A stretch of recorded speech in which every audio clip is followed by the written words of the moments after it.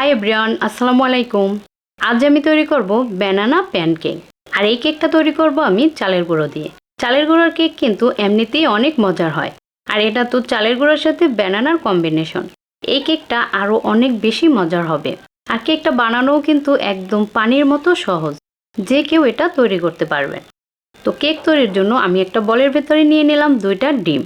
আর ডিম দুটো কিন্তু অবশ্যই রুম টেম্পারেচারের হতে হবে। তারপরে এর ভিতরে দিলাম হাফ কাপ চিনি আর দিলাম হাফ চা চামচ বাটারস্কচ ইমালশন। চাইলে এখানে ভ্যানিলা এসেন্সও ব্যবহার করতে পারবেন। এবার বিটার স্পিড 2-এ রেখে আমি এটাকে বিট করব যতক্ষণ পর্যন্ত চিনিটা পুরোপুরি গলে না যায়। আর এই কাজটা চাইলে আপনারা ব্লেন্ডারেও করতে পারেন।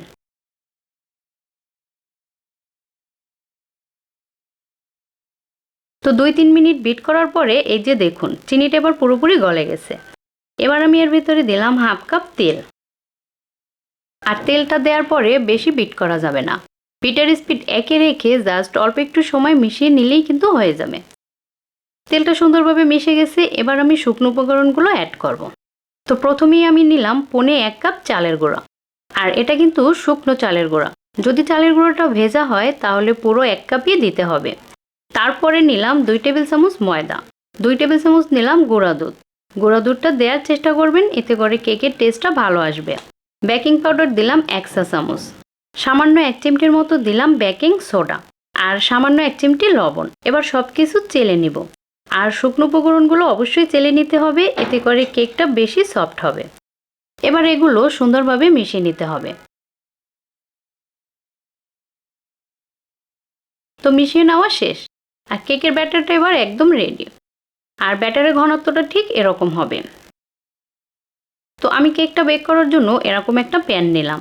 প্যানের ভিতরে 1 চা চামচ তেল দিয়ে সুন্দরভাবে মাখিয়ে নিলাম।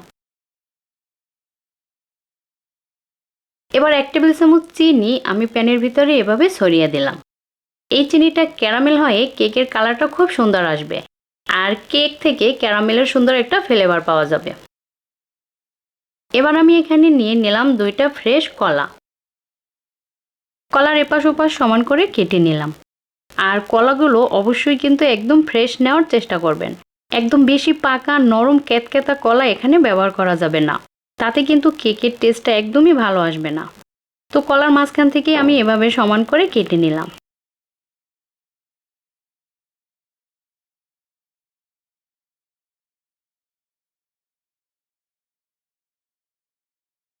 তারপরে এই যে খোসা ছাড়িয়ে নিলাম।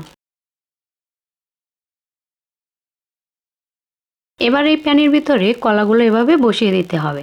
আর কলার কাটা সাইডটা নিচের দিকে দিতে হবে।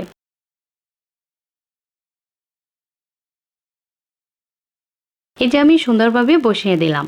এবার কেকের সম্পূর্ণ ব্যাটারটা আমি এর উপরে ঢেলে দিলাম। তো হালকা করে এভাবে একটু ট্যাপ করে দিতে হবে, যাতে ভেতরে কোনো বাবলস থাকলে বেরিয়ে যায়। এবার বড় একটা প্যানের ভিতরে স্ট্যান্ড বসিয়ে তার উপরে কেকের প্যানটা বসিয়ে দিলাম। আপনারা রুটি ছাকার তাওয়ার ভিতরেও কিন্তু কেকের প্যানটা বসাতে পারেন। তো একটা ঢাকনা দিয়ে প্যানটা ঢেকে দিলাম। এবার গ্যাসের চুলার আঁচ লো থেকে আরেকটু বাড়িয়ে এটাকে বেক করব ঠিক 20 থেকে 25 মিনিটের মতো। আর 20 থেকে 25 মিনিট পর এই যে দেখুন কেকটা কিন্তু খুব সুন্দরভাবে বেক হয়ে গেছে। তো কেকটা আমি একটা কাঠি দিয়ে চেক করে নিলাম। কাঠিটা একদম ক্লিন বের হয়েছে, তার মানে কেকটা বেক হয়ে গেছে। এবার কেকটা কিছুটা ঠান্ডা করে তারপরে প্যান থেকে বের করে নেব। তো এখন কেকটা কিন্তু ঠান্ডা হয়ে গেছে। এবার সাইড থেকে এভাবে একটু ছাড়িয়ে দিতে হবে।